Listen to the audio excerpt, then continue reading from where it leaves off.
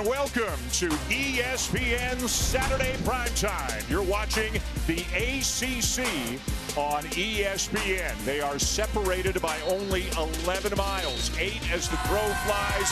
The Crazies have been camped outside for better than 3 weeks, trying to get the best spot they can here at Cameron Indoor Stadium, because the Tar Heels are here in town for their annual regular season meeting here in Durham. And that means Cooper Flagg will make his first appearance tonight in this historic rivalry. The most competitive game, most emotional game we play all year. Squabble up, squabble up, squabble up, squabble up. Hold up, where are you from? There is nothing finer than Duke, Carolina. The best rivalry in college basketball. Feel good, get the fuck out my face. Here's Flagg! The dude is a generational talent. Maybe the best player in the country. Throw it down, big fella! Got friends, I got foes, tear this turf and get cracked. You didn't have to say too much. You're just going to play. Don't hate the player, hate the game. He lets it fly! What you want, cause I'm watching it. Broke on the floor, let me know if you clocking it. Brody won't go, but I know that he popping He's it. bleeding. He's tough. UNC desperately need a win. I didn't even know it was that dangerous. I'm ready to compete. Squabble up, Let's do it. squabble up, It's squabble Duke, up, Carolina, squabble up, and it always delivers. squabble up. This is an ESPN Sonic blockbuster between two different shades of blue. Carolina and Duke here at Cameron Indoor. Jon Scheyer knows all about this rivalry. He's coached in it. He's played in it. Jay Bilas knows all about this rivalry. He played in it. What are you looking for tonight? I think it's going to be the most intense and toughest game that each of these teams has played all season long. That's what the Duke-North Carolina rivalry is. It's been decades upon decades of sustained excellence. Now, Duke is playing better overall than North Carolina, but I'm not sure that means anything. And you know what I always say, Duke, North Carolina, it always delivers. He does always say that. And Carolina has played very well. They have won 3 of their last 4 in this building, including, of course, Coach Hayes' final game here at Cameron Indoor Stadium 3 years ago. They are not having a great season. They've lost 3 out of 4. Duke is on a 14-game winning streak, but so Carolina obviously is going to have to play exceedingly well to win this game. Let's take you now to the PA announcer here inside Cameron Indoor Stadium, Trip Durham.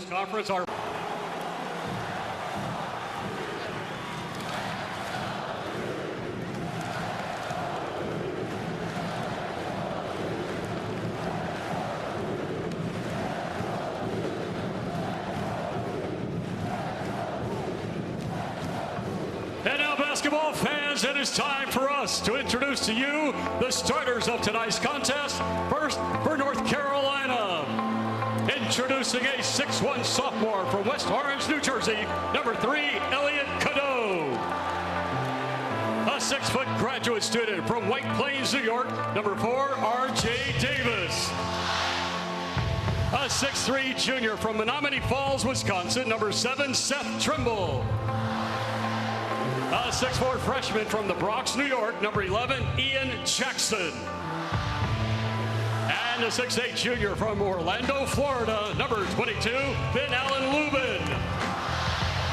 North Carolina is led by Hubert Davis.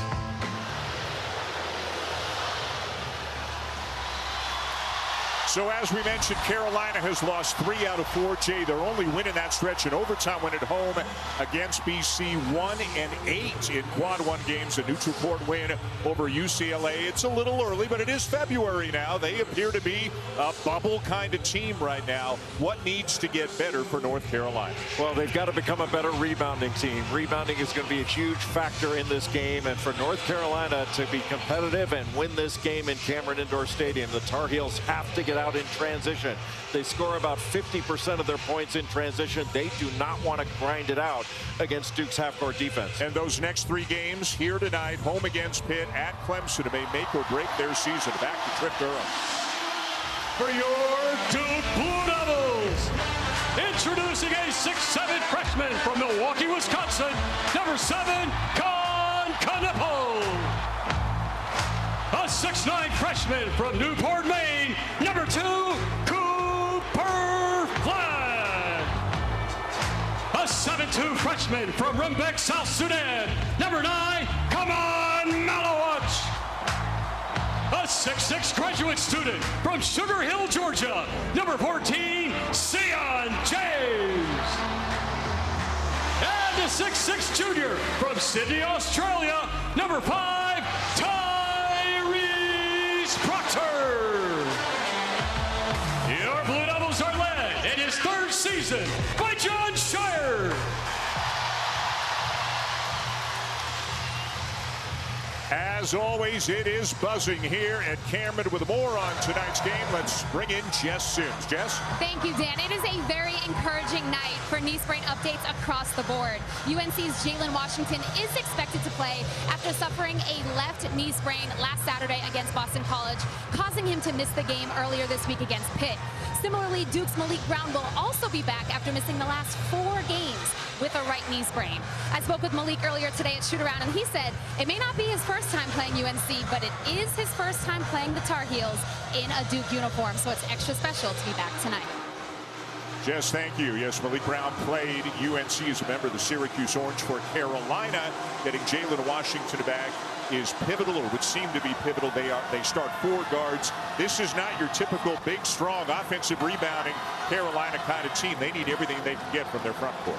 No question. And Seth Trimble at 6'4" is their leading rebounder. Now, he's a powerful guard, but North Carolina is going to have to battle on the boards, and they're going to have to get into the paint and get fouled because they're being outshot from the free throw line in ACC play. And on the season, they've got to get to the line. John Shire, of course, 4 outstanding years as a player here at Duke. This is his 3rd year as the head coach of the Blue Devils. Took them to the Elite 8 last year and is off to a terrific start this year. They're 18-2, 10-0 in league play. As for Carolina, 13-9, 6-4 in the league. Hubert Davis, a former Tar Heel, is in his 4th season as the head coach and a trip to the national championship game in his 1st year. They are hoping that they will not miss out on the NCAA tournament for the 2nd time in 3 years. Boy, wouldn't a road win here be huge for them. Roger Ayers, Bert Smith, Tommy Morrissey, the officials. And that's the tip of our sonic blockbuster matchup, the Blue Devils with the first possession of the night. Seth Trimble guarding Cooper Flagg. He's given up a lot of size. And an easy one as Flagg finds Sion James.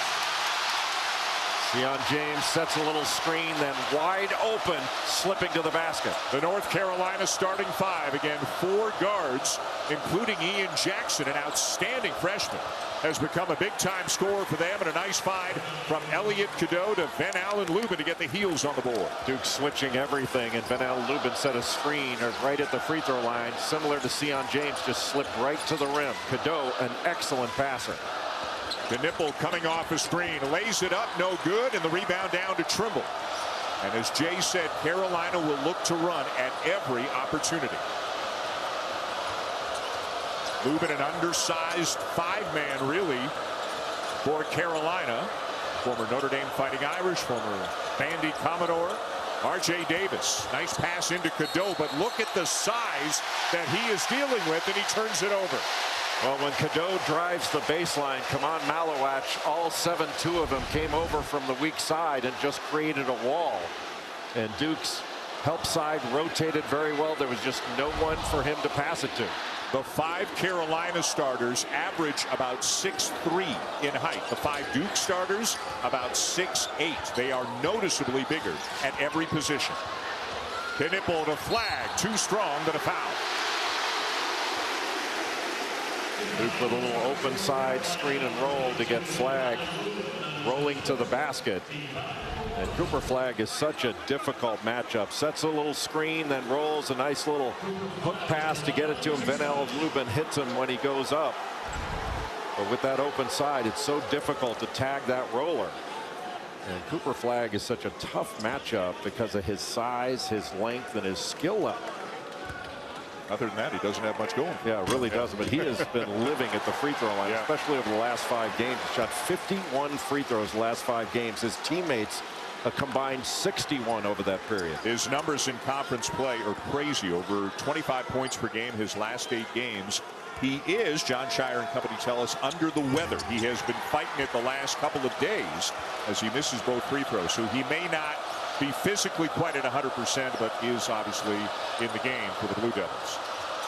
Tyrese Proctor guarding R.J. Davis. They'll switch quite a bit. There's a switch right there, but R.J. Davis always seems to have size on him this season. Cadeau into the paint, floats it up short, and the rebound to Knipple. Duke pushing. Proctor for three. And tipped back out by Malowacz. They play on. Sion James will step back and miss the three. Malowacz again.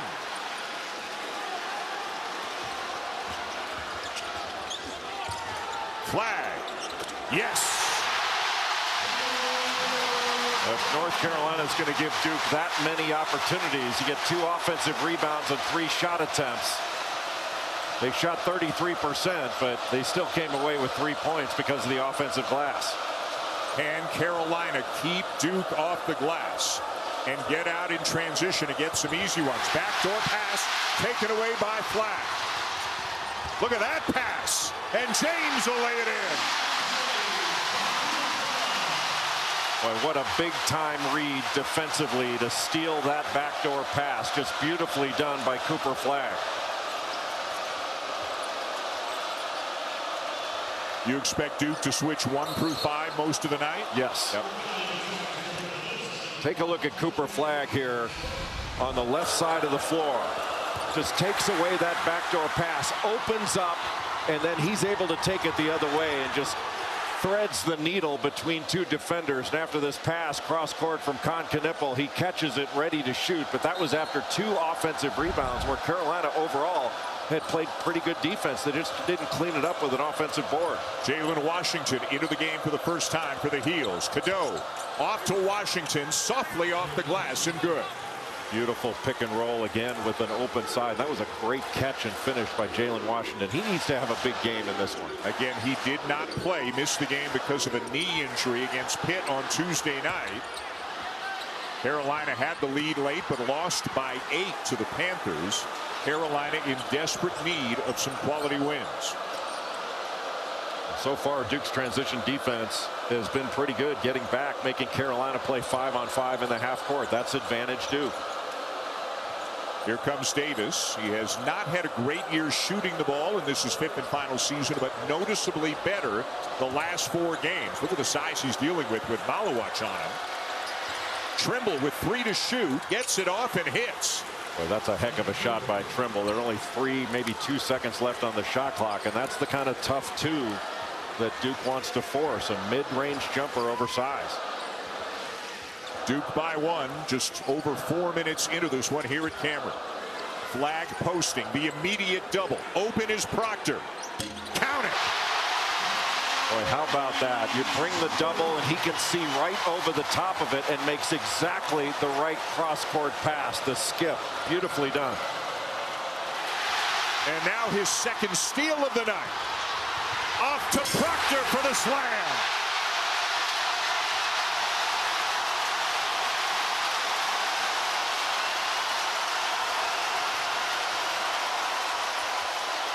Cooper Flag already has 4 assists in this game, and we're less than 5 minutes in.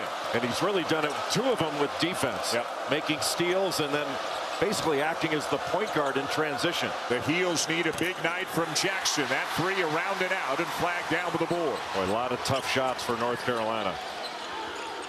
Flag will try a 3 and hit. What a sensational start for Cooper Flag.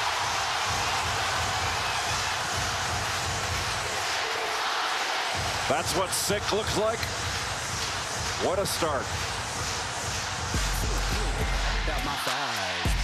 North Carolina doubling Cooper Flag. He immediately turns around, throws over the double to a wide open Tyrese Proctor.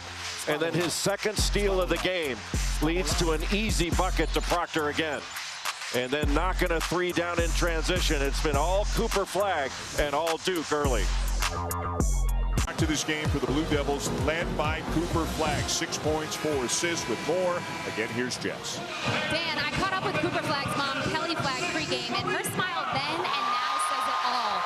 She hoop, go early and go often as a reminder to be aggressive and make things happen from the jump. Something I know Coach Scheyer would definitely agree with after giving him the feedback after the last game against NC State about being too soft. Yeah, we were talking to Jon Scheyer today, and I said to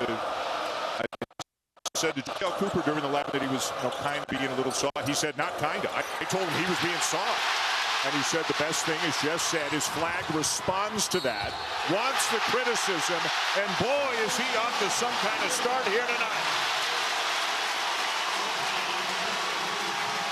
And that was all started with the defense of Malik Brown, who gets his hand on the basketball constantly. He's got, that's probably 87 or 88 deflections that he's got on this season, even after missing the last 4 games. And that has started Duke's transition. So far, it's been defense that has dominated. The turnovers that Carolina has committed and that Duke has forced has led to 3 really easy baskets. Malik Brown back after missing 4 games with a knee injury, a very important defensive player, among other things, off the bench for the Blue Devils. There he is, almost swiping it away from Trimble. The Blue Devils have 7 baskets. Flagg has scored 3 of them and assisted on the other 4. Left hand, R.J. Davis, no. Shot clock reset.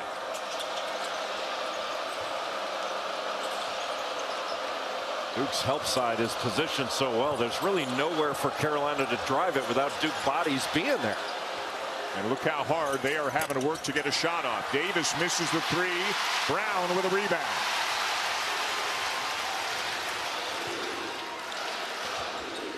Flagg. Brown kicks it back out to Proctor. Knipple will try a 3 and he'll hit. And Duke is absolutely on fire in the early going.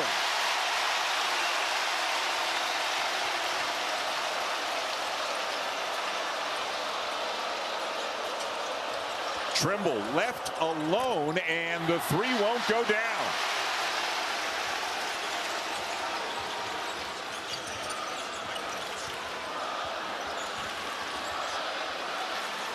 Knipple again. It's a 16-0 run for the Blue Devils. Right now, Duke is getting anything they want, but it's primarily because they're getting stops on the defensive end. It's been 1 shot and out if Carolina even gets a shot. Drake Powell in off the bench, gets a good look, but he can't knock it down. Jalen Washington with the putback to snap the drought. What North Carolina really needs here is a stop or rebound so they can get out in transition, because going against Duke's half-court defense is not a winning formula. No matter whose numbers you look at, Duke one of the 3 or 4 best teams defensively in the nation, as James is fouled. Now let's take a look at Kon Knipple here. You see him on the right side. He is wide open, and nobody recovers until it's too late. I mean, R.J. Davis comes out, closes out when he's already in his shooting motion, and he's got such good poise in the lane and an excellent shot fake. You know, Kon Knipple has probably been a little bit overlooked with all the Cooper Flagg love, and all the Cooper Flagg love, rightfully so. But Knipple's having a great freshman year as well. No question. Coming off a 19-point game against the Wolfpack on Monday. Flagg will sit as the 6th-year Mason Gillis, former Purdue Boilermaker, another part of a very good bench. You bring guys like Gillis and Malik Brown in off the bench. The shooting possibilities of Isaiah Evans. They'd love to get Caleb Foster going as well to round out that rotation. But right now, here comes Foster as James will sit. Foster was the starting point guard at the beginning of the year. Just hasn't been able to make shots like he has in the past. And Jon Scheyer hopeful that if he sees 1 or 2 go through the net, it'll get him heated up in the second half of the season. Well, Sion James, his emergence has been really important for Duke because he gives them a really physical point guard.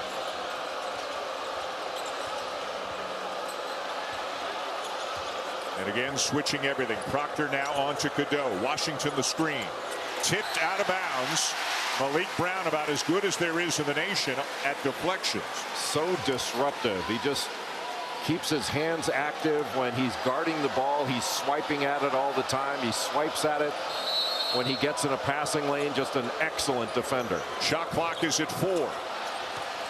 Washington is fouled by Gillis. And a timeout on the floor. 8:03 into this one. Duke is shooting almost 70%, and they have a commanding early lead.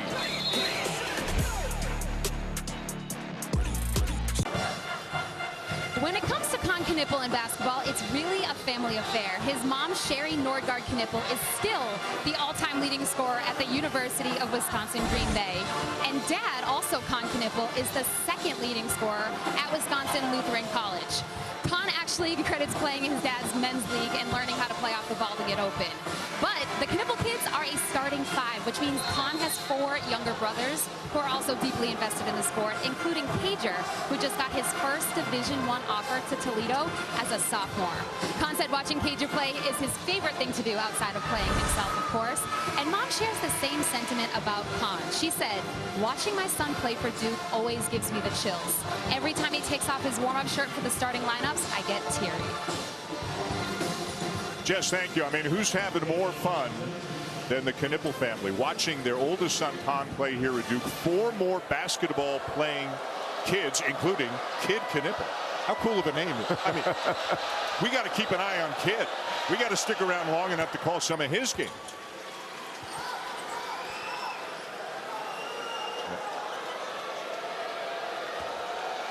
Must be some good games on the driveway at the Knippel household.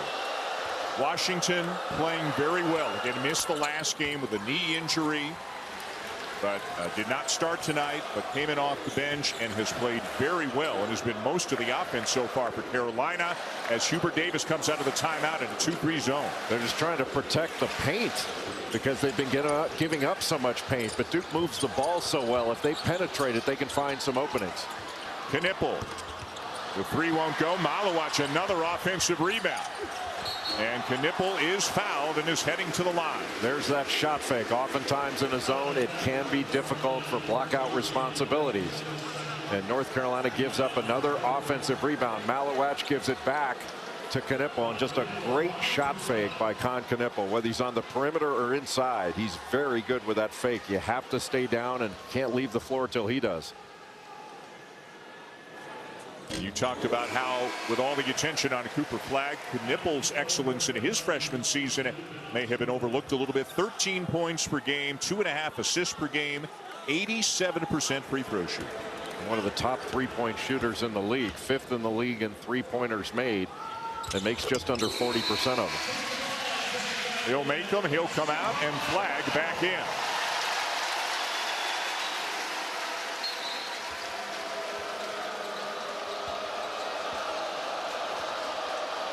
North Carolina going in a horn set. They like to exchange up top and then get into a ball screen. And then there's a back screen.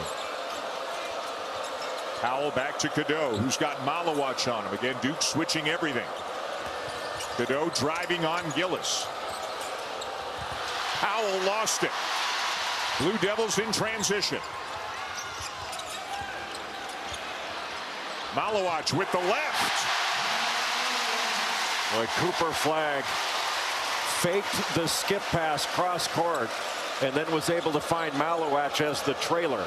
Just such poise in transition from Cooper Flagg. Assist number 5 of the night already for Flagg. Davis, a nice find. Cadeau buries the 3. And for North Carolina to have any chance, you got to believe they've got to score in transition.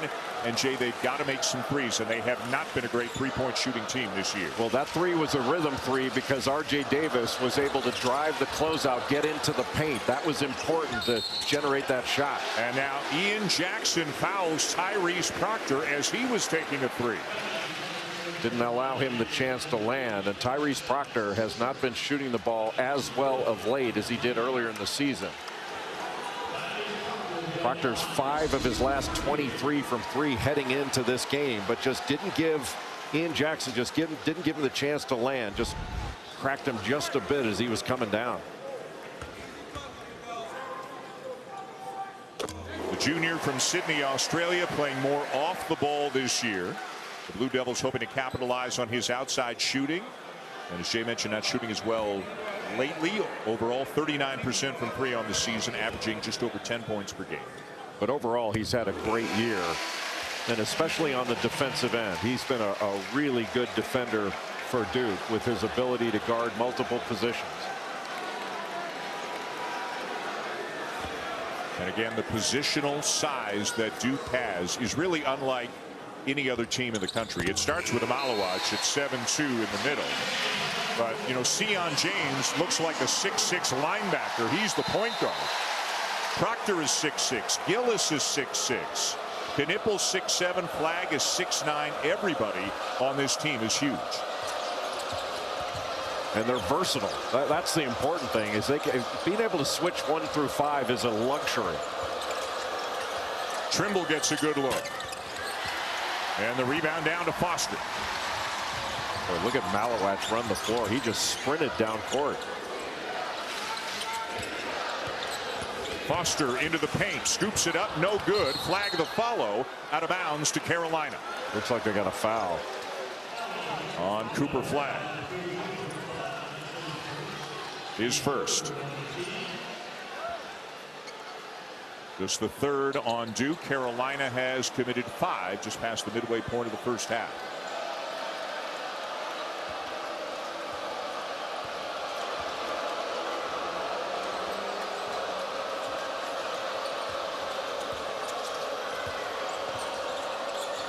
Lubin the handoff to Cadeau. Boy, what a recovery. Caleb Foster got a piece of it, but then out of bounds back to the heels. But it feels like there are arms and legs everywhere for Duke right now. Just every Duke defender, they're not worried about their man, they're playing the ball.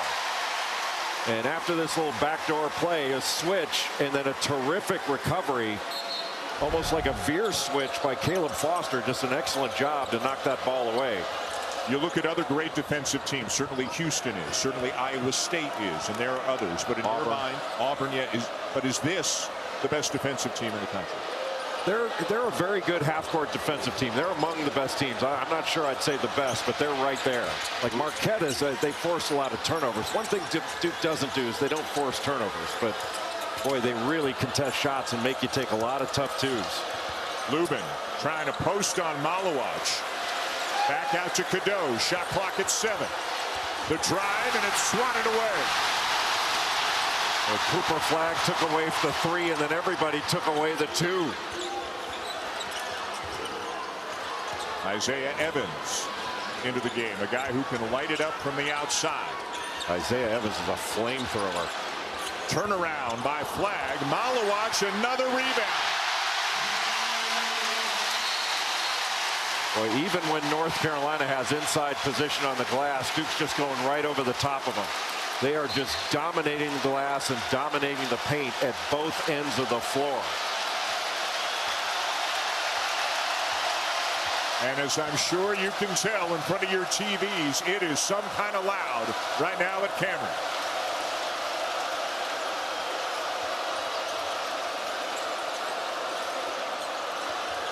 Cadeau the kick.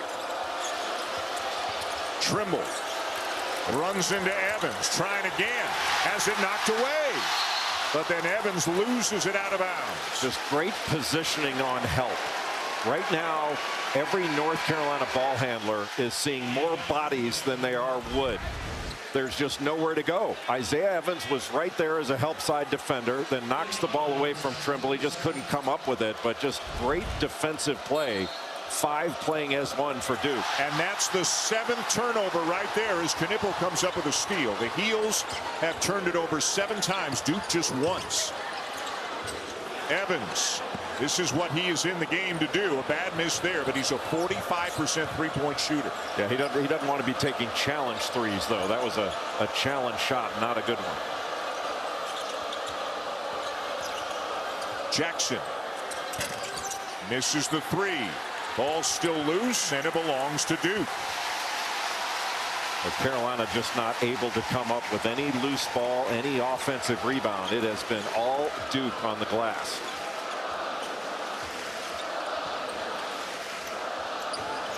Screen by Flagg. Knipple And that sails behind the flag out of bounds. A 21-point lead here for the Blue Devils. The Duke freshmen have played with a great deal of poise. Cooper Flagg got off to a great start and has played a complete game defensively, and that led to some offensive possibilities in the open court. And then Con Knippel, when he's had an open shot, it has been money.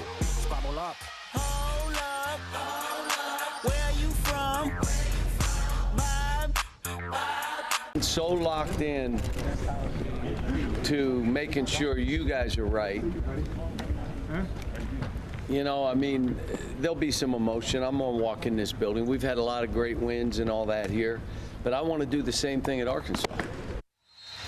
Oh, there will be some emotion. It's a sonic blockbuster as John Calipari takes the Hogs to Rupp, where, of course, he was the coach of Big Blue for 15 seasons, won a national championship, 4 Final Fours, as Coach K looks on here at Cameron.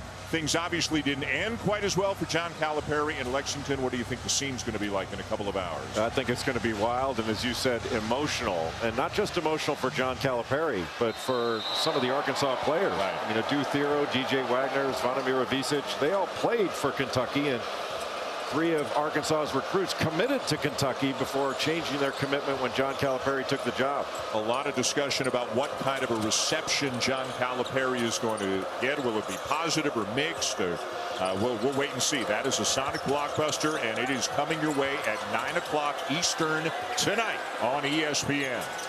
Corner 3 short by Trimble. That's 1 of 8 now for Carolina. Carolina only made 1 pass on that possession. They've got to move the ball. Duke 10-0 in the ACC. This is the first time since 07-08 they have started league play 10-0. Knippel into the paint, just kept on going. With the little exchange with Proctor and Knippel, then Knippel came off for the handoff and turned the corner to get downhill. He is an underrated driver. And just Carolina having so much trouble finding any openings, any driving lanes, and they turn it over again. Well, Carolina's got to get tougher. They got to get tougher to get open. Venell Lubin didn't hold his position. I mean, Con Knippel just got right in front of him, took that ball away. That's a toughness issue there. You got to be tougher when you're posting up to hold that position, not let your defender just come around in front and knock that ball away. Carolina did test itself extensively in the non-conference portion of the season. They beat Dayton. They have played Auburn. They played Michigan State. They played Alabama. They played Florida. They played a bunch of really good teams. The problem is they lost almost all of those games. Again, their one quad one win is a neutral court win over UCLA. They have had a lot of close games.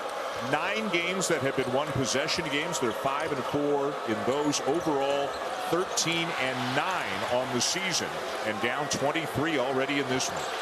Well, Duke has just taken R.J. Davis out of this game. Look at Cadeau, but he couldn't finish. Follow won't go.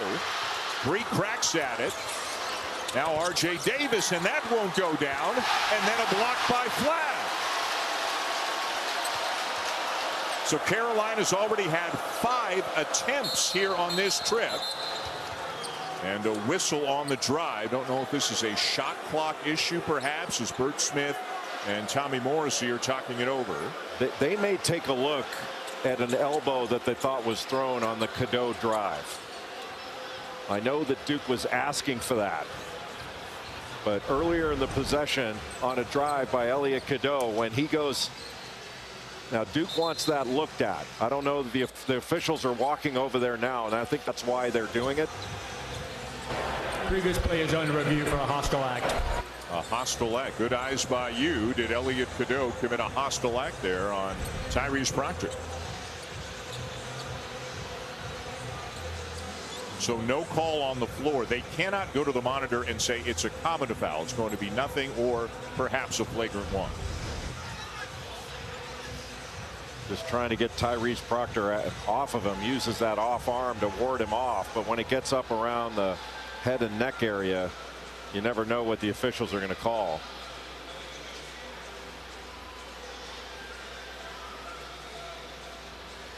I mean, you could argue that Cadeau was fouled, but that's what they're looking at, his right arm.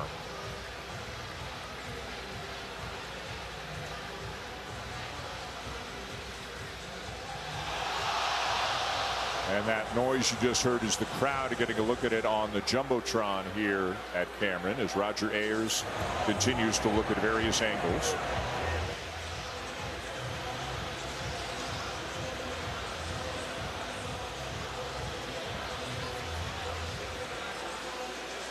And now the three officials talking it over. Extremely experienced crew here. And Roger Ayers, Bert Smith, and Tommy Morrison.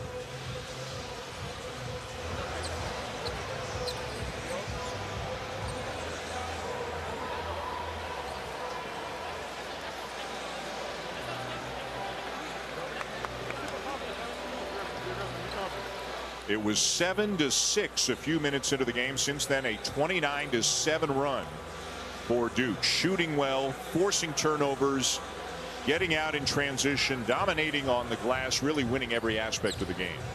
Well, it's Duke's defense that's been the most impressive thing of the game. They have made it very difficult for North Carolina in the half court to get anything open at all. And North Carolina's found it difficult to get passes off, but they haven't been moving the ball. That's one thing that North Carolina has to fix. They've got to start moving the ball, because you're not going to cause the defense any problems just by dribbling in one spot. And it looks like we may have a resolution.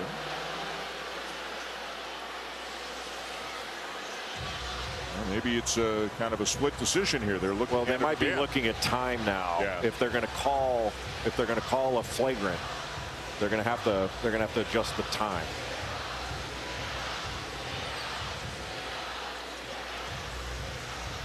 After review, the ruling on the floor, we have a flagrant 1 foul in North Carolina, number 3. There'll be 2 shots and the ball. So flagrant 1, 2 shots in the ball for the Blue Devils. And Hubert Davis wondering what else can go wrong so far tonight. And as you said, even if there's no intent, you get a forearm or an elbow up above the shoulders, generally it is called a flagrant 1. Yeah, they're much more sensitive to when there's contact in that area. I'm surprised that the play went further from that and that nobody saw it. So Proctor at the line for 2.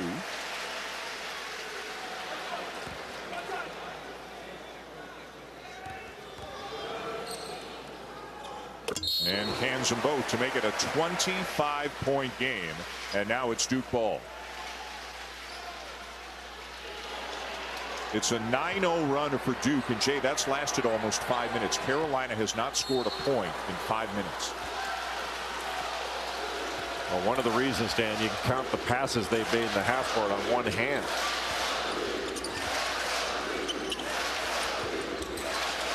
Flag.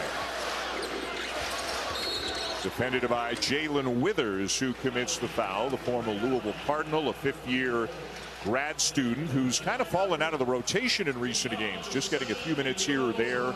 He is one guy Hubert Davis says physically he can match up size-wise with Flag, and I think at this point Hubert Davis is going to try anybody he can think of on Cooper Flag. Yeah, he's searching a little bit for an answer, but the last 5 games Jalen Withers has only scored 11 points and 7 rebounds in 35 minutes total.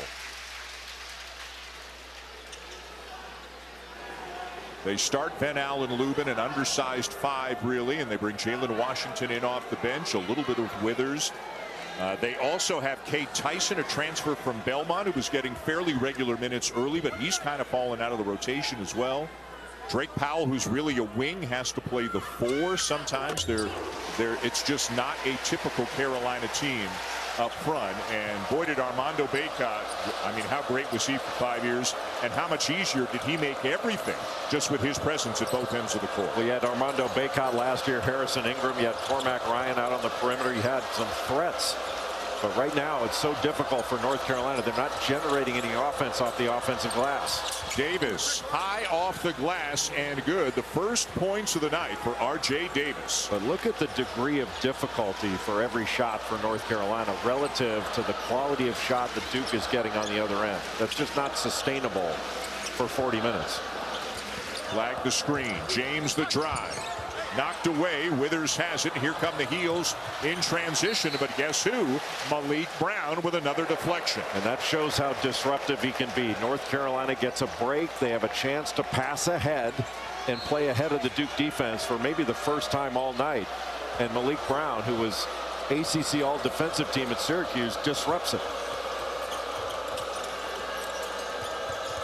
Brown on Jackson. Now Cadeau. Tough one up, no good, and somehow Cadeau comes up with it while he was lying on the court.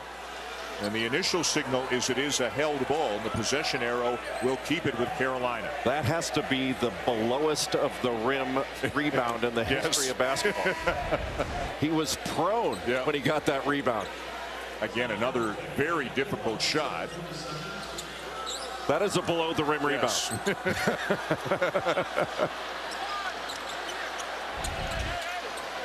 Cadeau is going to sit. And a bigger lineup for Carolina with the Withers and Lubin both in there, but they're still not bigger than Duke, as Malawach at 7'2" just checked back in. Yeah, John Shire said, you go big, I see you're big, and raise you. I raise you. Come on, Malawach on the ball. 7'5" wingspan, 9'8" standing reach. Off the inbounds, Trimble couldn't finish it. Boy, point blank, Knipple was able to put pressure on it, but that's not a shot you're going to see Seth Bull miss very often. Carolina shooting 25%. Duke 7.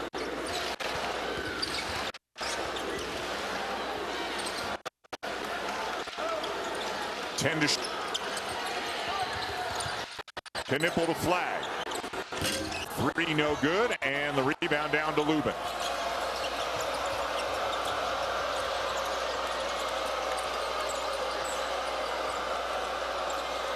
Hubert Davis talking about how teams are putting bigger defenders on R.J. Davis this year. Scoring down a bit, shooting. 3-point shooting is down this year for Davis. He gets by Malawach, kicks it to Withers, who hits a corner 3. Jalen Withers had a terrific freshman year at Louisville, averaged 10 points and about 8 rebounds. But he's been unable to match that since then. Yeah, 3 years with the Cardinals, 2 now with Carolina. He's on flag. A little low cross screen by Proctor for flag. Pretty well defended by North Carolina. James. Knipple deep in the corner. James in the corner now. Good ball movement by the Blue Devils, but the shot won't go, and here come the Heels. Trimble all the way. And a foul on the floor going against Duke. 2:41 to go. The Blue Devils up 22 here in the first half against the Tar Heels. ESPN's. I don't know why these numbers aren't matching. Is the garage sale taxable income? All right. Jacoby, get warm. Where the Blue Devils are in control. The Jeep halftime report is not that far away. Baylor, what a comeback to beat Kansas, and the Trojans sneaking past the Spartans with a preview. Here's Jess. Guys, it's all about the Duke dominance right now. Seth, what are you seeing offensively that's giving them the edge? The pace, force, and connectivity of this Duke offense is impressive. And Cooper Flagg, first 15 points, he either scores or assists. He took over the game in the first 5 minutes of the game. But most, if not all, of their offense came from their defense, Jay. What are you seeing? You know, this is the most disciplined Duke team I've seen in a while with their size and their length. You can't get into those gaps. They're very special to watch, and there's nothing North Carolina can do. Thanks, guys. Jess, thank you. Reese Davis and company coming your way on the Jeep halftime report. 2:41 from now. Seth Trimble at the line for Carolina. The Heels are actually on a 6-0 run right now, but still trail by 21. They are shooting only 29%. Flagg got off to an unbelievable start the first 4 or 5 minutes of the game. Duke has led by as many as 27. At this moment, Flagg 11 points, 5 assists, 3 rebounds, 2 blocks, and 2 steals. I may differ just a bit with my learned colleague. I think there is something North Carolina can do. You know, they need to toughen up and make some passes on the offensive end. and put a little bit more game pressure on Duke. Good pass from Knipple to Mason Gillis, who got off to a very cold start this year shooting the three, but has really heated up the last few weeks. Well, he's really adjusted to the way Duke plays. I mean, he was 7 of his last 13 from 3 coming into this game. And he's a 40% career shooter from 3. Of course, a big part of that Purdue team that went to the national championship game a year ago. Inside 2 minutes to go in the half. On some of these drives, North Carolina's winding up flat on their back, and that's not putting them in a great position for their transition defense. Trimble knocks it away from Knipple. I think they got Knipple fouling Trimble as he was headed the other way, because he was headed for a breakout. Roger Ayers with a foul call on Knipple, and then kind of a warning to the UNC bench as they all exploded off the bench, and he asked them to sit back down.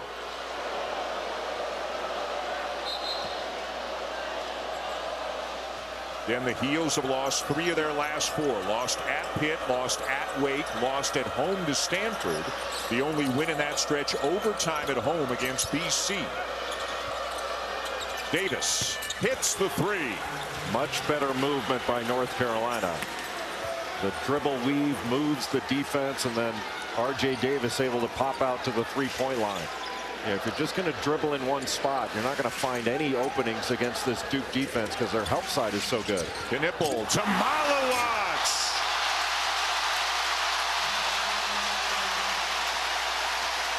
Boy, just throw the ball up there and let him go get it. After Malowacz sets a screen, he is going right to the rim. They can throw it up as high as they want to. Look at the traffic. Davis finds Withers in the corner. The 3 well short. Problem was they had 2 guys in the corner, Withers and Trimble. Final minute of the first half. Sion James started better than 100 games at Tulane, and Jon Scheyer admitted this morning he was excited to get him, but he's even better than he thought he was. They are getting so much from Sion James. A little isolation on the right elbow. Flag misses the long 2. Gillis the hustle, but Davis has it. Ahead to Jackson, and a foul is called.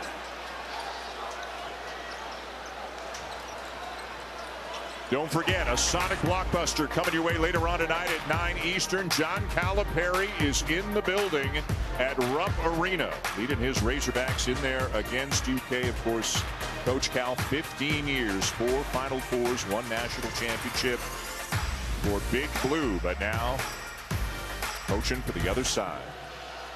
It's going to be a scene. Jackson at the line. What a stretch he had. He's cooled off a little bit recently, but had a stretch, as you well know, Jay, where he had 20 or more in 6 of 7 games. He is second in a lot of categories among ACC freshmen because Cooper Flagg is number 1. But Jackson going to be an explosive player at the offensive end. He's had some big games. He had 23 against Alabama, 27 against Notre Dame, and he's averaging close to 17 points per game in ACC play. Those his first 2 in this game. Looks like he's favoring his right leg. He just looked over to the bench, reached down, tapped his right shin or calf, and he's coming out of the game. We will keep an eye on that. Just 25 seconds left in the half. And the Blue Devils can hold for the final shot. And Jon Scheyer will use a timeout. 45-25 Blue Devils. We're back in 30.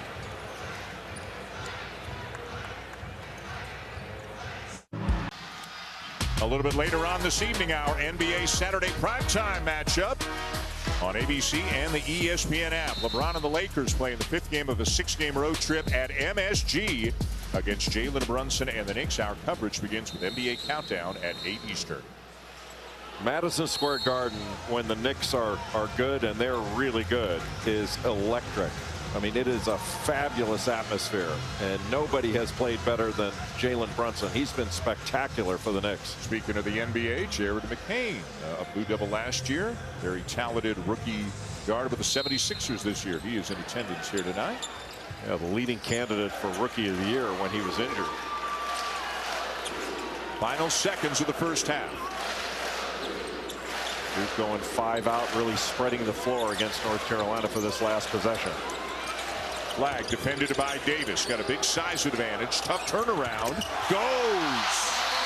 Boy, how about that play? A spectacular pass fake to the corner that got the second defender off him, just shot right over R.J. Davis.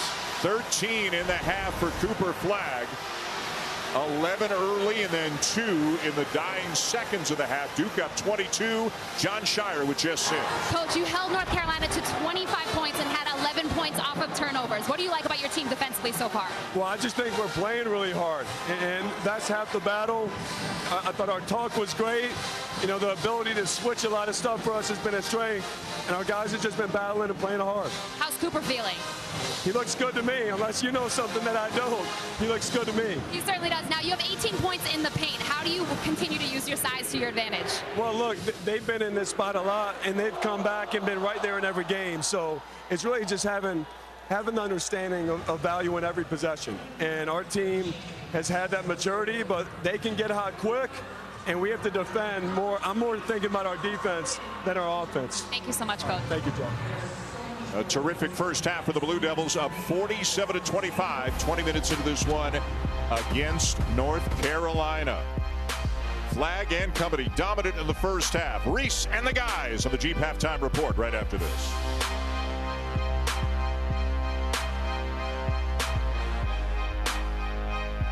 Watching the ACC on ESPN.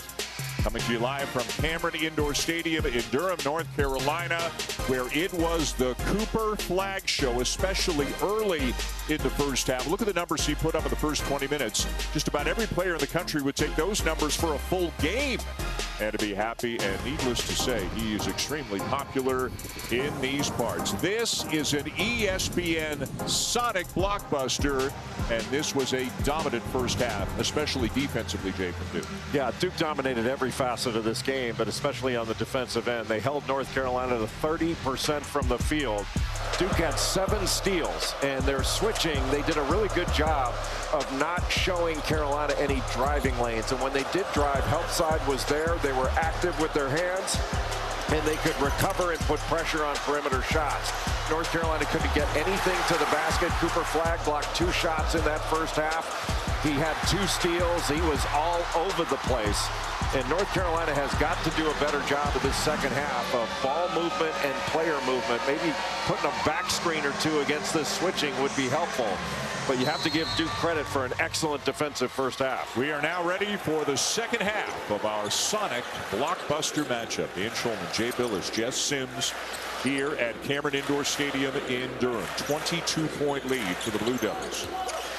Flag draws a double, kicks to Knipple. And he gets inside and slams it. No defense at the rim for the Heels. Boy, North Carolina puts 2 on the ball, and yet again, Cooper Flag able to look over that double team and throw it opposite. But you're right, nobody reacted to that drive by Con Knipple. Lubin trying to post up Knipple, lost it. And for Carolina, their 10th turnover of the night. And almost all of them, Jay, have been live ball turnovers, and Duke has turned those into points at the other end. Well, in the first half, Duke had more steals than North Carolina had assists. Knipple for 3. And Duke picking up right where they left off in the first half. Boy, every time North Carolina's brought a double, Duke has passed out of it, and the second pass is where they've had great success. Terrific pass on the screen roll down the middle. Cadeau to Lubin for the lay-in. First bucket of the second half of the Tar Heels. North Carolina has not had many easy baskets. That was one of the very few. Duke, a very balanced team, top 10 of the nation in both offensive and defensive efficiency. And both of those have been on display here tonight. Another good pass. Good closeout by R.J. Davis on Con Knipple. Now he's going to post him up. Got a big height advantage on him. And draws a foul. Smart play by Knipple. When Davis took away that drive and he passed it back out, he just took R.J. Davis down in the post and decided to use his size. Anytime that you got Elliot Cadeau or R.J. Davis switching off, I think you have to take him down in the post. That goes for Knipple, but also Sion James. And it was Lubin coming over to help, who was called for the foul. It'll be his second as Knipple goes to the line.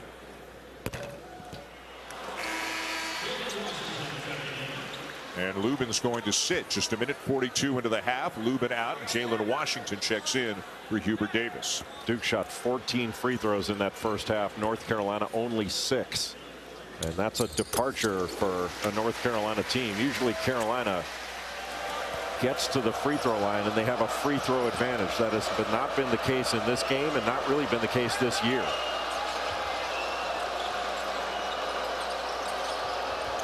Cadeau guarded by Flagg. Now a reset to Davis. Jalen Washington tried to post up. Malowacz just pushed him right off his spot, just more physical. R.J. Davis over Malowacz, buries a 3, his second of the night. Gutsy over the 7-2 long reach of Malowacz with that step back. That is the 322nd made three-pointer of R.J. Davis's Tar Heel career. He is the North Carolina leader, obviously the 5th year because of COVID, but still a magnificent 5-year career really for R.J. Davis in Chapel Hill. Yeah, R.J. Davis gets the advantage on the switch, and that little step back right over the outstretched arms of Kaman Malowacz. Not an easy shot, but it's been a season of difficult shots for R.J. Davis. So now Flagg at the line for Duke. And as you said, you talked about it early in the game, getting to the line at a very high rate in ACC play. It seems he is more decisive, a little more aggressive and forceful the last month or so than say he was at times earlier in the season. I think that's exactly the word, decisive. When he caught that ball against a smaller defender, he just ripped through one dribble and he's to the rim. And that's what caused that foul, was the decisive nature of that move. Maybe earlier in the season he might have played with it, tried to cross over 2-3 dribbles, and that could get him into a little bit of trouble. Cadeau gets it back from Washington. Left alone, 17 feet away, and he knocks it down. A little better action from North Carolina, a little more movement in their attack.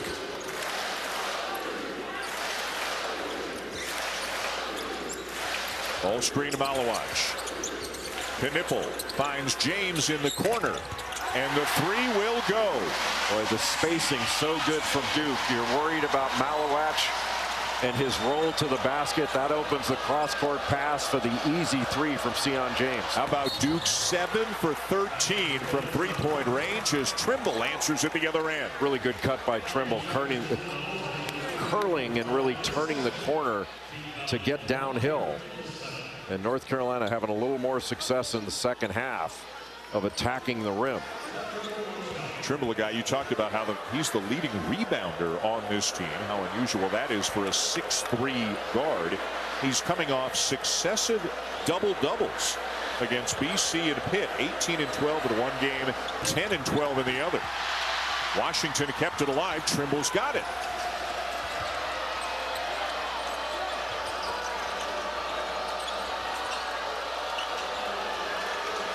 Ten to shoot. Davis again with a Malowacz on him. Can't shake him. Good footwork by the big man. Cadeau into traffic. Wild shot off the glass and flagged the rebound. Great challenge by Sion James at the rim. Just make Cadeau score over. Knipple and one.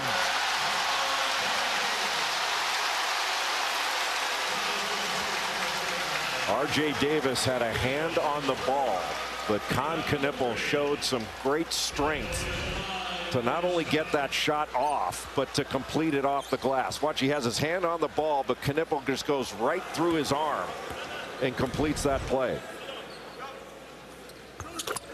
Knipple now with 18, 9 of them in the first 3:38 here in the second half. He is the high scorer in the game.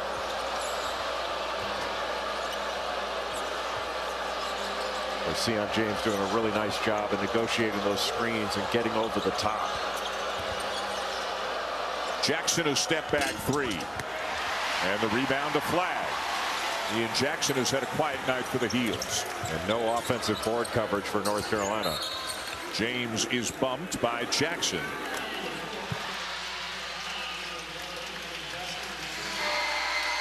26-point lead Duke with a timeout on the floor here early in the second half. ESPN's exclusive. Incredible 6-year-old who was diagnosed with acute lymphoblastic leukemia on his 4th birthday. But after 2.5 years of chemo, he found out he was cancer-free just 2 months ago, and tonight, I can't even tell you how loud it was in Cameron. This sold-out crowd showed so much love to this little boy, and it brought tears to so many people's eyes as he rang it. Jess, thank you. Wonderful stuff. Such a heartwarming moment. And Jess is exactly right. It's been loud at so many different moments in this building on this night. Nothing compared to that moment. Knipple now with 20. He has had a spectacular game. When he gets hot, and he can get hot in a hurry, he's got a lot of game. He's not just a shooter. He's much more than that. R.J. Davis will step in and knock down the baseline jumper, and he's heating up. He's now got 10. Well, anytime you close out, ideally you want to take away the shot and the drive. But with R.J. Davis, you definitely want to take away that three-point shot. Proctor lays it in. Duke is just cutting up North Carolina right now. Just a terrific cut by Tyrese Proctor, going up to set a screen, and then he just peeled out of it right to the rim. This matches the Blue Devils' largest lead of the night at 28. Davis no, Proctor the board. Don Shires said recently he was happy that the Blue Devils got pushed a couple of times recently. Their last 2 games against Wake Forest and NC State. As we have a held ball, they are not getting pushed here tonight. The league is not that strong this year. They did get pushed their last couple of games, but boy, they have been dominant tonight and really led for much of the time by Con Knippel. Well, Knippel just taking advantage. Watch it. Tyrese Proctor goes to set a screen at an angle and then just slips right out of it for an easy bucket. Not enough pressure on the ball, but anytime Con Knippel has been guarded by R.J. Davis, if Elliot Cadeau switches off onto him, he's taking him right down in the post and just going to bully them. Knippel with 20 already tonight, his season high 25 against Miami on the 14th of January. And Seth Trimble just limped off the floor to the end of the bench. It looks like something with his left leg.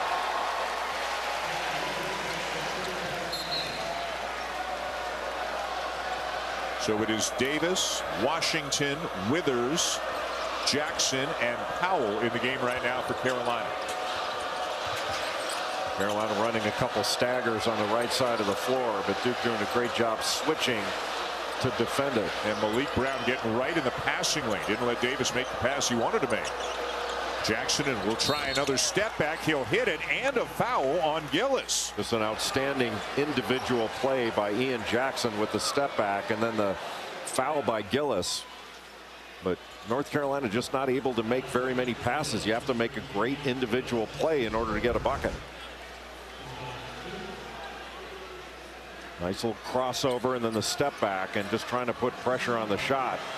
Mason Gillis didn't give him the opportunity to land. Jackson, a guy who can get to the rim with the best of them, but we shouldn't overlook the fact he's a good three-point shooter as well. 38% on the season. Well, he's a terrific scorer. Yeah. North Carolina bringing some full court pressure, trying to trap and scramble. Flag gets it over to Knippel. Gillis the extra pass to Proctor. Into the paint, and down with the rebound, Washington. And Cooper Flagg almost took away that pass from Jalen Washington. He's got a terrific court sense, both ends of the floor. Seth Trimble, by the way, has left the court now and gone back to the Carolina locker room.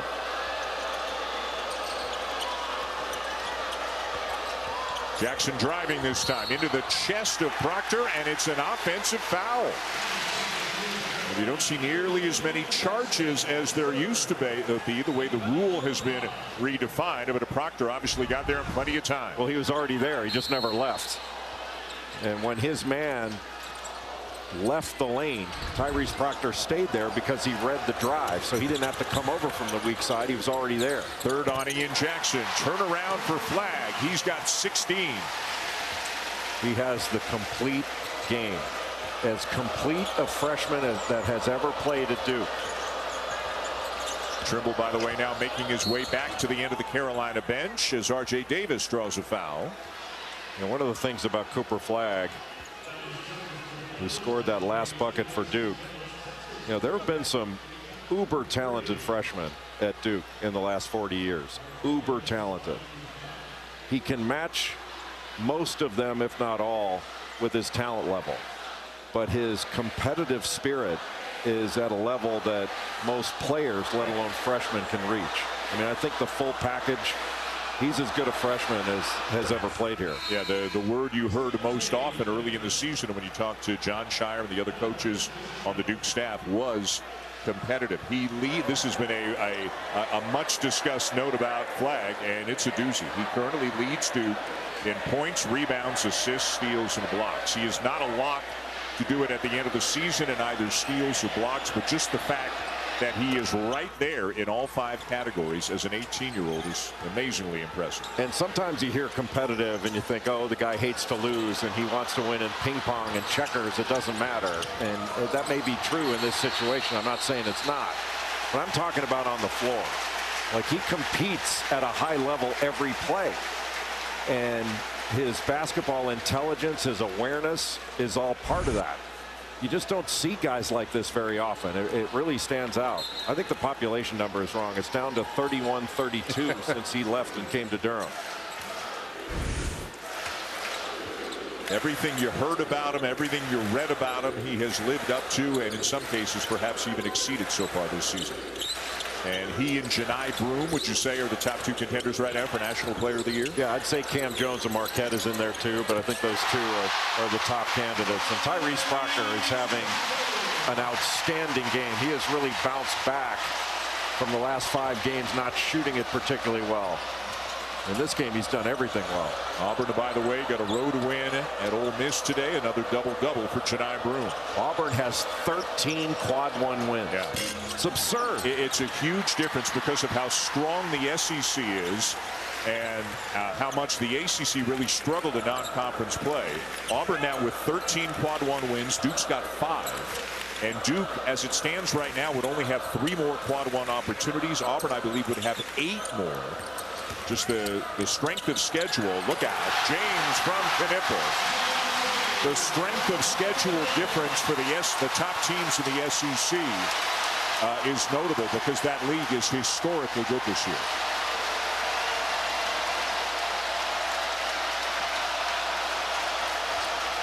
Duke is just getting whatever they want on the offensive end.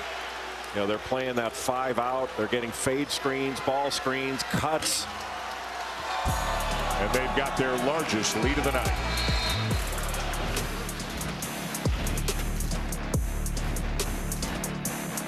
And Kentucky having to play that game against Arkansas without their starting point guard, Lamont Butler, who is injured. Yep. And that means that Kentucky is not going to be able to put the same kind of pressure on the ball at the point of attack that they normally can. So I think Arkansas has really got to try to punch the paint and drive the ball. You saw Seth Trimble back into the game. Another Carolina turnover. Flagg takes it away from Withers. You show him the ball and he takes it from you. Turnovers have been a problem from the get-go for the Heels tonight. They've turned it over 13 times to just 5 for Duke.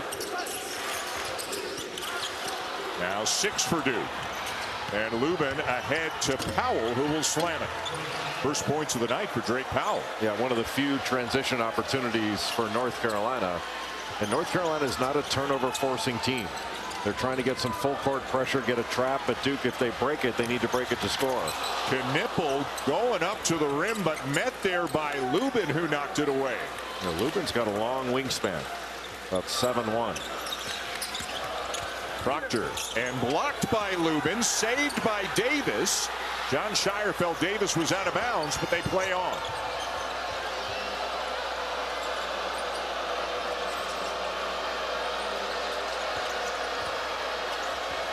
Trimble, more of a driver than a shooter this year, not shooting the 3 this year as well as he did last year, and Carolina turns it over again. Well, after that steal by Cooper Flagg, Duke got a breakout and a terrific vertical contest by Van Allen Lubin. He followed it up by blocking a shot by Tyrese Proctor. Boy, 2 blocks on 1 trip. Malawach back into the game for Brown for the Blue Devils. North Carolina looks like they're dropping back in a 2-3 zone. They played a little bit of that in the first half, and Duke was able to get it into the middle of the zone and have some good success against it, especially with offensive rebounding. It is something they really haven't done all season. Worked on it at practice yesterday. Hubert Davis said we just had it in our back pocket for a couple of weeks just in case. Davis, tough fadeaway, and the rebound to Knipple. Jalen Withers able to block that shot on the defensive end. And after the miss, Carolina's going to be back to man-to-man. Flagg wide open. Hits the 3. 19 now for Cooper Flagg. Just no resistance on that 3 at all. Duke with 18 assists on 25 made baskets.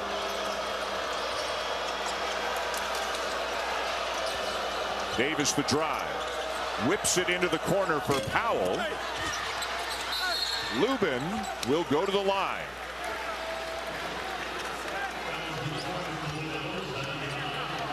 Cooper Flagg on the offensive end.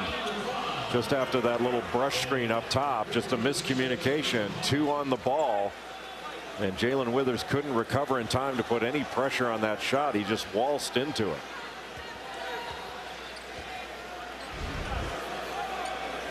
Duke now 9 for 15 from 3-point range tonight. Lubin at the line for Carolina. Tomorrow afternoon, Hannah Hidalgo and number 3 Notre Dame at Louisville. Coverage begins at noon Eastern. Hidalgo continues to put up phenomenal numbers in her sophomore season for the Irish. Better than 25 points per game, better than 4 steals per game, and almost 6 boards per game as well. Ben-Allen Lubin started his career at Notre Dame, playing for Mike Brey. Then when Mike Brey left Notre Dame, he transferred to Vanderbilt to play for Jerry Stackhouse. And then when Stackhouse was let go, then Ben-Allen Lubin transferred here to North Carolina. Cade Tyson making his first appearance of the night for the Tar Heels. Again, a transfer from Belmont, big score there, had some good moments earlier in the year for Carolina, has kind of fallen out of the rotation. Didn't play at all Tuesday against Pitt. Isaiah Evans doing what Isaiah Evans does. And Cooper Flagg doing what he does. You bring a double at him, he has picked those doubles apart with diagonal cross-court passes. Assist number 7 for Flagg. Davis, no. Lubin over Malawach. Ben-Allen Lubin has been much more aggressive in this second half on both ends of the floor. After the make, Carolina back in the 2-3 zone, putting Cooper Flagg, a playmaker, in the middle. He can score in there, but also pass. And the 7 assists he has tonight, that matches a season high for the freshman. Proctor, no look to Malawach. And down with the rebound, Davis. 30-point lead for Duke. Withers with the left hand. A tough move. A little Euro step and then the use of the left off the glass over Malawach. That was a heck of a shot by Jalen Withers. And it's a huge lead, but Hubert Davis is trying something different than he's done in recent weeks. He's got really 3 forwards out there right now in Withers, Tyson, and Lubin. We've seen a lot of 1 big 4 guard looks from Hubert Davis recently. Just trying something different because the other stuff wasn't working. Flagg, no. And again, Davis, the loose ball out of bounds. It belongs to the Heels, and Withers may be shaken up. 7:32 to go here in the second half. It has been all Duke all night long, and 2 of their freshmen are having huge nights. Cooper Flagg and Con Knipple have combined for 39. In the building for a Sonic blockbuster against Otega Oweh, transfer from Oklahoma, double figures in every single game this year for Big Blue. Kentucky ranked 12th in the nation. There's going to be a lot to look in on in that game. Arkansas and Kentucky should be a good one. The SEC so compelling every single weekend. We talked about Tennessee, the big bounce back win over Florida. Auburn got a road win at Ole Miss. And how about Missouri and what Dennis Gates' team has done? They were winless in the SEC last year, 0-18. They went to the hump today and won by 27. The Tigers are having a great year. And in that Kentucky-Arkansas game tonight, following this Duke-North Carolina game, a player to watch is going to be Amari Williams, the transfer, the lefty from Drexel. 3 out of his last 5 games, he's had double-doubles for Mark Pope. He's a playmaking big guy. You and I will venture back into SEC country next week. We'll be at Auburn as the Gators will be there. Corner 3 for Drake Powell. Carolina getting a little bit better action and being able to punch the paint, draw help, and then kick it out to Drake Powell. Drake Powell's going to be a really good player. He's so talented. Carolina sticking with that 2-3 zone.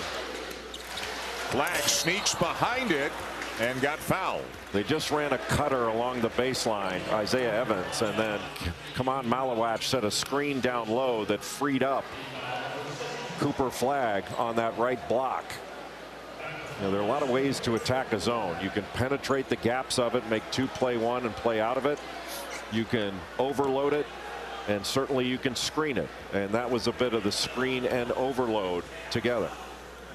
And you spoke earlier about how often a Flagg has been getting to the line. That was his 8th free throw attempt of the night. He is 5 for 8 so far, 81% from the line on the season.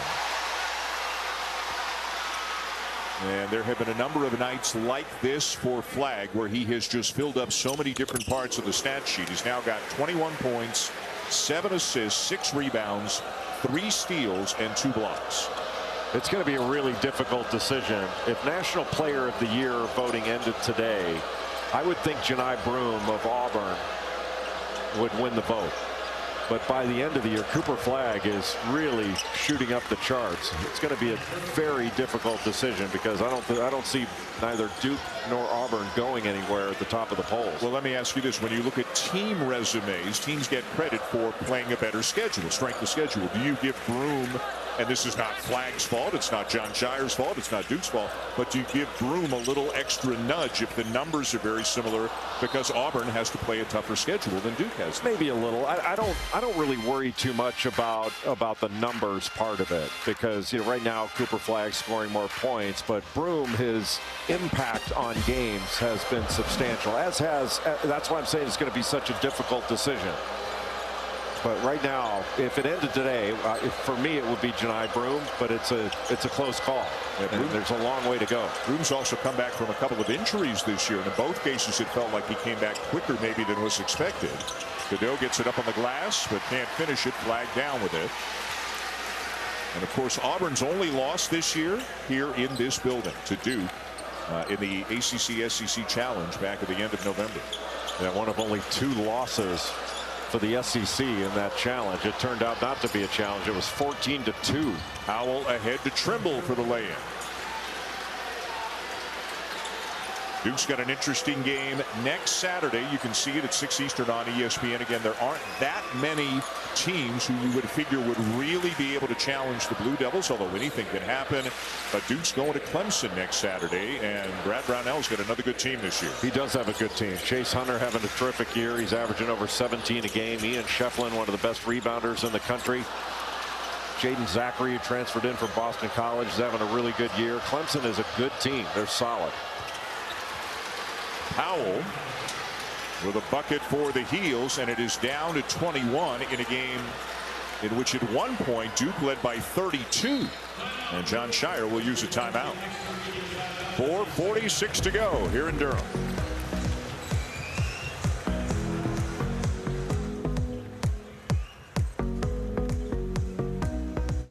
To win every game, the closest game, if you will, according to how strong each team is for KenPom, is the game next week at Clemson. Of note there, that is not a misprint. That is real. They are stepping out of league play. They'll play Illinois later on in February at Madison Square Garden. Jon Scheyer likes the idea of getting out of conference. They always love playing a neutral site game up in the New York City area. And again, the ACC not providing that many stiff challenges for Duke, but it will be a good one when they take on the Illini. Yeah, Illinois is very good. I mean, they have lost 3 of 4. Lost to Michigan State and Maryland. They just got beat in overtime at Nebraska. But Kasparas Yakachonis is an outstanding young player that Duke's going to have to deal with. So I think that's smart scheduling to play that out-of-conference game late in the season. Greg Powell with another bucket. It's a 19-point game. A couple of interesting results of the ACC today. Louisville, which has been playing extremely well. Pat Kelsey's team has been one of the big stories really in the country, but they went to Georgia Tech and lost today. And Wake Forest picked up a much-needed quality win, a very close game as they beat Pitt at home. Boy, Hunter Salas in that game against Pitt made some really tough shots toward the end of that game to seal it for Wake Forest. Wake's got a solid record in the league. And again, for Carolina, assuming they lose this game, they will fall to 1-9 in quad 1. And their 2 biggest games of the season may be their next 2 games, as they will play at home to Pitt and then at Clemson next Saturday and Monday. 3:31 to go here at Cameron. Carolina's made it closer, but it's still Duke by 17.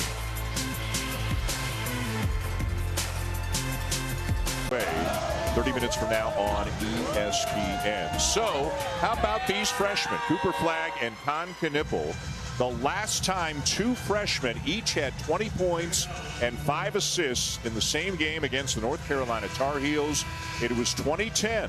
It was Nolan Smith and John Shire, not freshmen. Last time 2 Duke players both had 20 and 5 in a game against Carolina.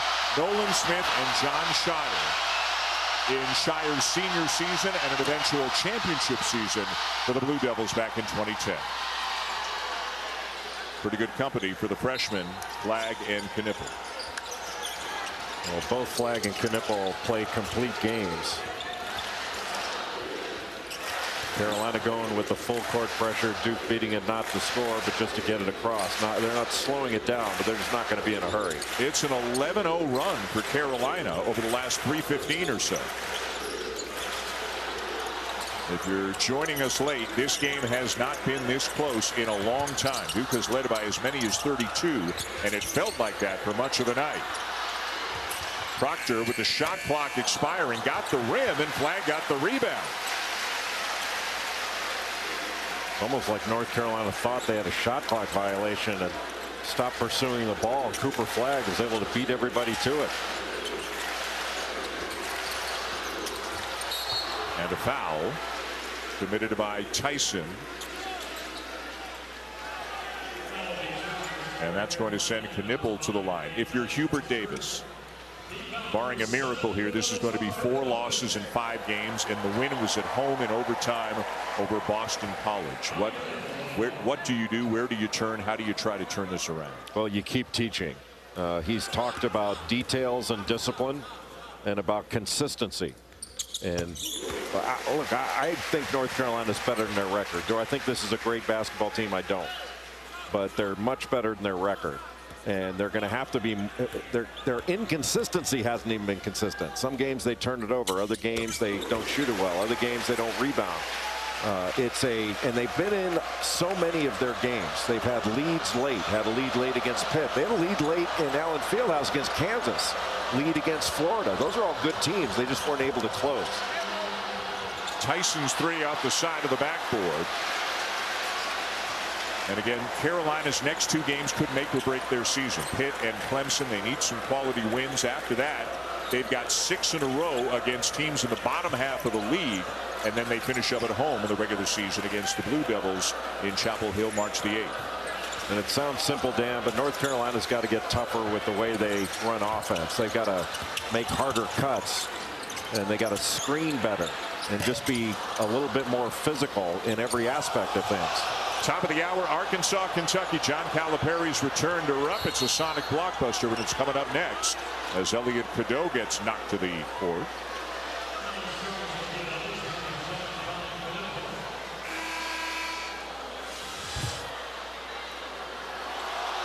Been a great first year for Mark Pope. coaching at his alma mater, and again, the energy, the emotion, maybe emotion is a better word than energy. It's going to be something else at Rupp Arena. It probably is already, and you're going to see it soon enough.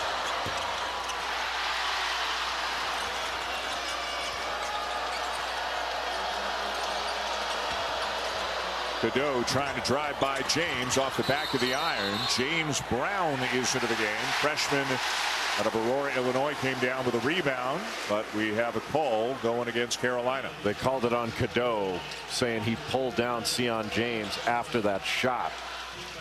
So he was trying to be physical getting into the defender, and then when he put the shot up, the official said he pulled Sion James down. That's where the foul came from.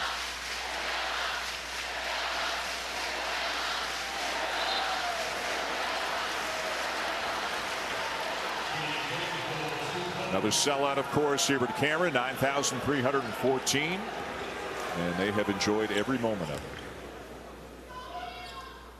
it. And here's a guy who has enjoyed more Duke Carolina moments than just about anybody. You are looking at Freddie Kiger, and he is what's known as the official statistician here, and this is Freddie's 100th Duke Carolina game, going way back to when he was at Carolina. Dean Smith was the coach, and he did stats for the program, and then he's worked for every television entity you can think of over the last really 40 years or so, I would think. He is an icon in the ACC, as is John Madry sitting to my left, the statistician with us up here in the booth. But congratulations to Freddie Kiger. I don't know how many people, Jay, can say they've been at 100 Duke Carolina games. And if you know anything about the ACC, you know Freddie Kiger. Well, Freddie Kiger is just a beautiful human being, and he's an encyclopedia of ACC history, as is our partner and friend John Madry. Yep. But whenever we put up the graphic saying, hey, the last 100 games, you know, Duke is 51-49 against North Carolina. Freddie Kiger's seen them all. Proctor behind the back. Beautiful feed, and Brown the reverse. Coach K, his wife Nikki, getting up from their seats, watching better than 39 minutes of this one, as his protege John Shire is on his way to a very impressive win over the Tar Heels. Yeah, for 42 years, Coach K never left the building early. He had to stay. Right. Knipple out, Brown out, flag out in the final minute of the game. Again, a 20-point lead in a game that really hasn't felt that close for very much of it. This is another impressive statement by Duke. Unquestionably one of the best teams in the country. No question. And they're their best team in the ACC with a legitimate shot to go unbeaten in conference play. Still a long way to go, but they have a legit shot to do it. They will be 11-0 in league play after this one. The last team to go undefeated in the ACC, the Duke Blue Devils, 1998-99. Elton Brand, Trajan Langdon, William Avery, Corey Maggette, Chris Carrawell, Shane Battier. Pretty good group. Just a few seconds separating the game clock and the shot clock. Proctor banked it in somehow from a very difficult angle. That's like the shot Stephen Ashworth hit today to beat Villanova. Ian Jackson will lay it in at the other end, and that will do it. Duke making another statement. 11-0 in the ACC for the #2 team in the nation. Flag was great. Knipple was great. Everybody who played for the Blue Devils did a lot of good things for them, and they beat Carolina handily here tonight. A dominant performance, especially on the defensive end, and it was from the opening tap. This was never a game. Knipple had 22, also 5 assists, 5 rebounds. Flag had 21. Also 8 rebounds, 7 assists, 3 steals, and 2 blocks. And really the first 4 minutes of the game, Jay, belonged to Cooper Flagg. Well, Cooper Flagg did it on both ends of the floor, but especially early on on the defensive end, getting steals, getting blocks, passes in transition, finishes. And anytime you brought a double team to Cooper Flagg, he found an open teammate through that double. And Con Knipple, just as impressive, using his footwork, coming off screens, knocking down open shots, using that shot fake. Con Knippel and Cooper Flagg played beyond their years as freshmen. A great night for both of them, and they'll cap it off by chatting with Jess Sims. Coop, Con, this was your first UNC-Duke rivalry game. Did it live up to the hype? Yeah, I mean, it was everything I could have imagined. I mean, the atmosphere in here was crazy, so it was definitely lived up to it. What does this win mean to you, Con? I mean, it's awesome to get a rivalry win and just do it with my guys in front of these fans. Well, combined together, y'all had 43 points. What's it like playing with each other? I mean, Con has been exceptional to play with ever since day one. We've been building our connection ever since the summer, so it's just been a blast to play with him. Yeah, I mean, Coop just makes all of us better, and he's our closer for sure. Well, y'all did this on your home court in front of your entire family. What's it like looking up, seeing your 4 younger brothers staring at you? Well, it's awesome. I'm super proud of them and who they are, and I hope they're proud of me. They definitely are. Your mom especially. I chatted with her before. Now, Coop, I talked to your mom before the game as well, and she said she texts you early and go often. What are those text messages? How do they make you feel before the game? Yeah, I mean, it's just those words of confidence coming from my mom. I mean, it means everything just to know that she's thinking about me and just giving me that confidence going into a game. Go celebrate with your team. Congratulations, guys. Thank you. Jess, thank you. A great night for both of those young Duke Blue Devils, and a great night for the program as they beat Carolina 87-70. Don't forget Arkansas, Kentucky at the top of the hour. But first down to the court again. Here's Reese and the guys.